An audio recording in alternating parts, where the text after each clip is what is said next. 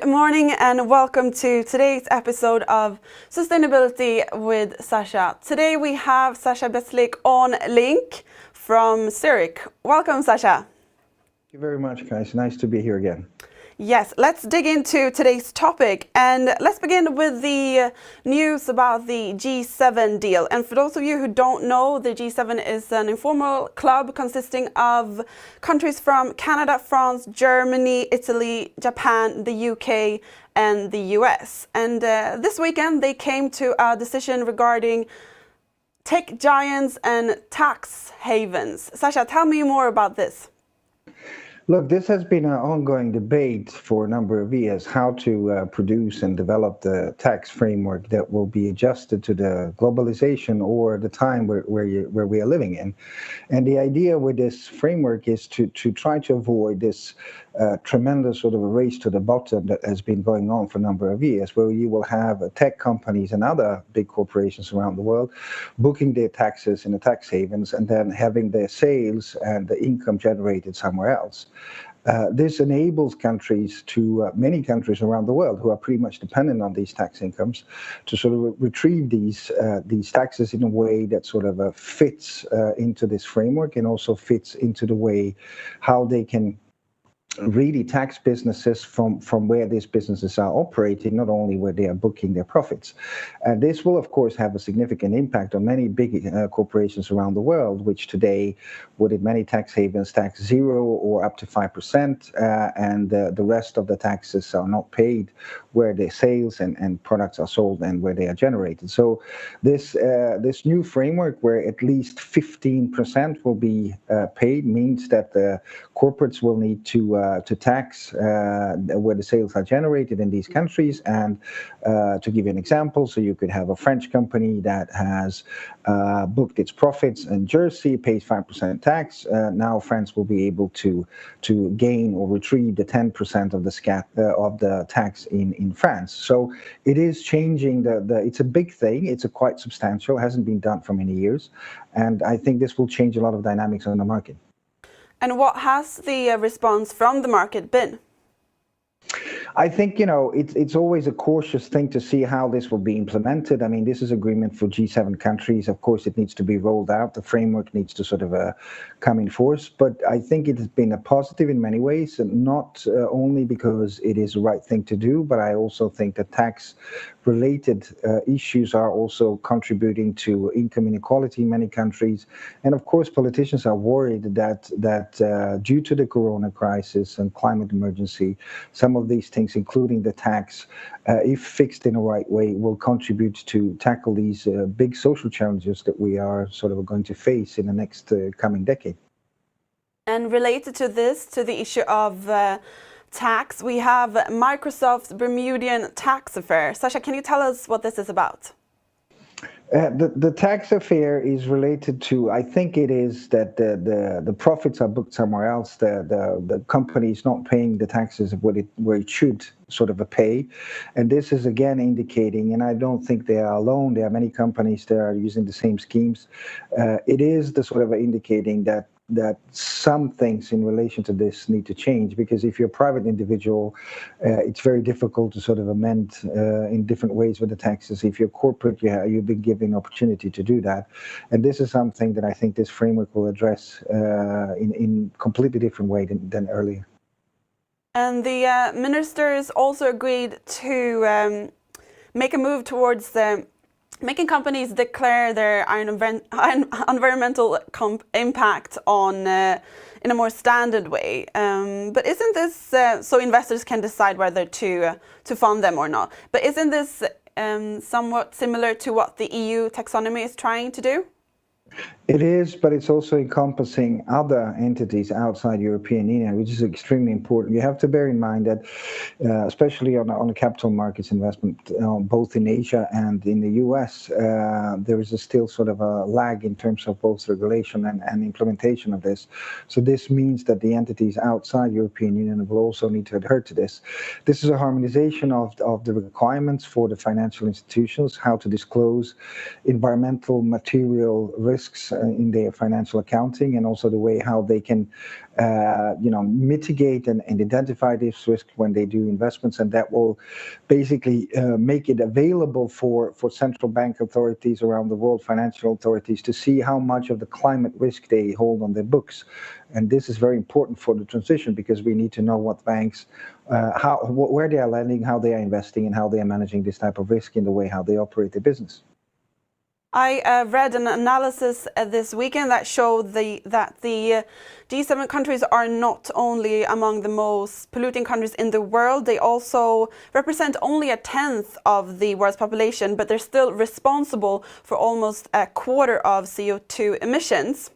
But the most interesting part, sorry, Sasja, is that during the COVID-19 crisis, the greatest amount of financial support that they have been given out is towards the transport industry.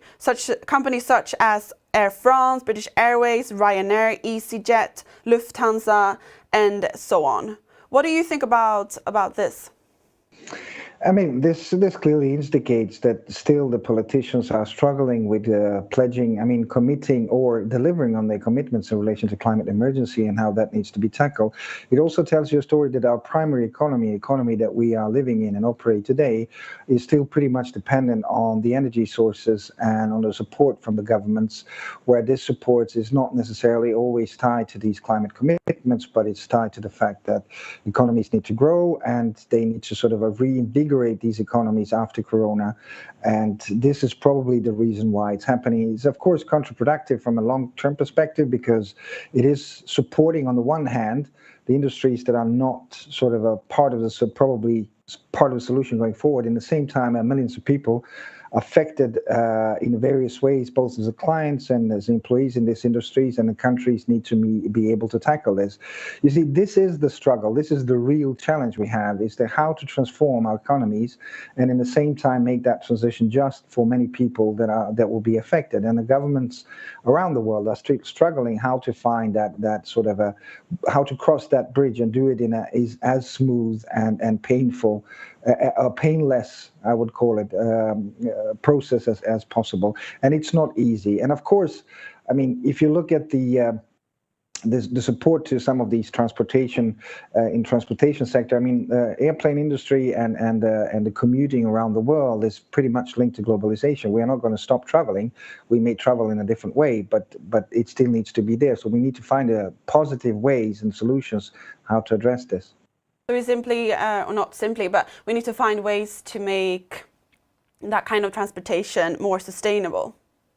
Yes, I mean, we need new transportation solutions. I mean, many people around the world think if you buy an electrical vehicle, you solve the problem. We don't need more electrical vehicles. We need new transport solutions. And that's something that has come sort of in a backwater. It's in the shadow of these discussions. I mean, most of the automotive industry now is shifting their gears and producing new models of electrical vehicles that will replace the combustion engine vehicles, which is very good because it's going to decrease the CO2 emission. In the same time, the question we are not answering is that do we really need to replace one-to-one in terms of combustion versus electrical vehicle, or do we need a new type of transport solutions which are more collective, more on demand, another type of solutions that we have today? And that's something that it's pretty much not addressed yet. And it, of course, it has an effect or impact on minerals and materials that are used for development of electrical vehicles, which is in many cases, these issues are not addressed yet. Mm. We're going to speak about cobalt soon, but I wanted to also, it's kind of puzzling because, for example, the Swedish government said that now when we want to restart the economy again after the pandemic, and they want to put that into more green solutions, we still see that, for example, SAS, they were given around 11 billions in support. I mean, you will have this coming and going probably for a number of years. Why? Because the companies like SAS and many others are connecting the businesses, especially in the Nordic region. In some other regions, other air companies are doing that. So you will have this support that will be ongoing for some time, because just the necessity of us, operating our daily lives in many ways. But this will eventually be changed, and I think the politicians, going back to what I said before, is that politicians are struggling to find feasible ways how to do this, and it is going to pose a big challenge. Airplane industry globally stands for about 3 to 4% of the CO2 emissions. Maybe that is not the sort of the first thing we need to do. Maybe focus should be in other areas which are far more heavy in terms of the CO2 emissions. So let's move on. In this week's newsletter, you wrote a piece called "The Child Labor in Your Batteries," and you were referring to the child labor used specifically in Congo when mining for cobalt. Can you tell me about this, Sasja? Look, it's a bit of a paradigm. It's interesting to look at the way how the extractive industry, especially in Congo, which stands for about 70% of all cobalt reserves in the world, and cobalt is a byproduct of copper and nickel, is extracted, and it is extracted in an industrial way in a country that is shaky from many perspectives. A lot of artisan small mining, a lot of children, about depending on the price of cobalt, between 180 up to 300,000 children working in this industry, extracting minerals in various ways, not always safe for themselves.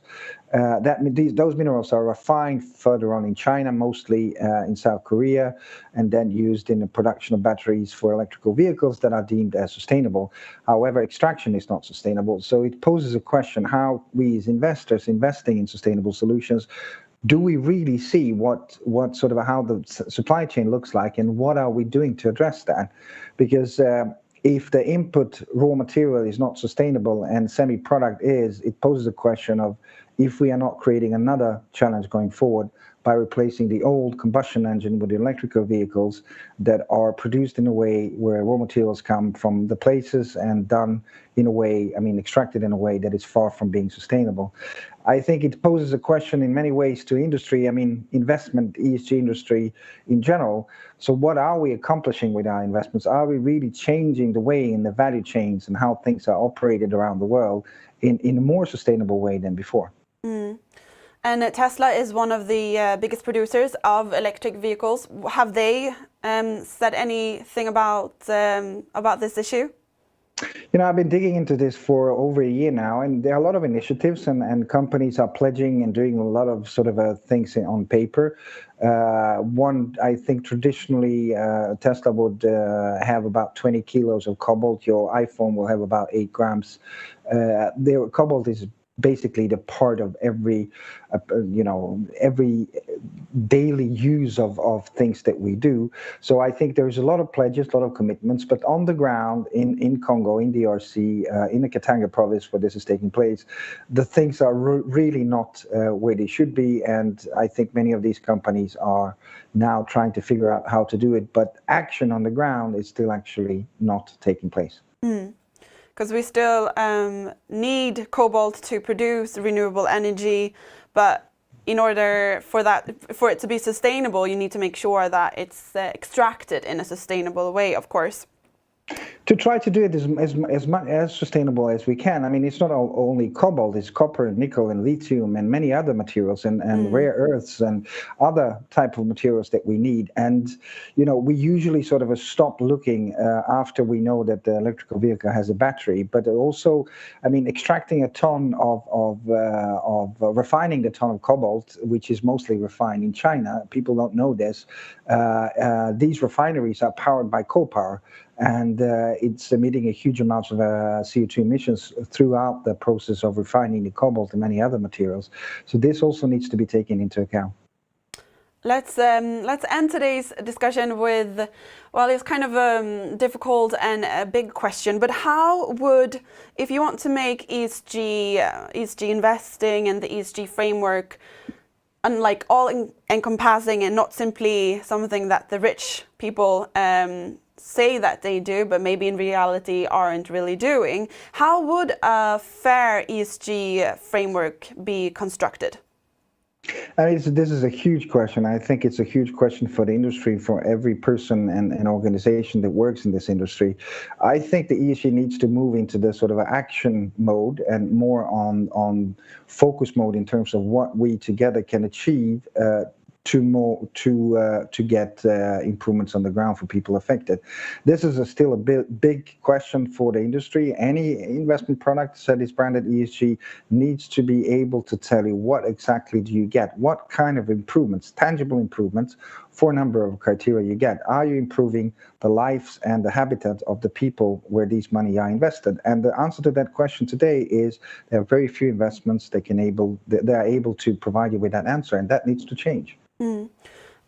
It's a big question that still needs lots of answers. And you and I are going to continue to talk about this issue in the next episode, which will be in 2 weeks' time. And maybe you'll join me here in Stockholm then, who knows?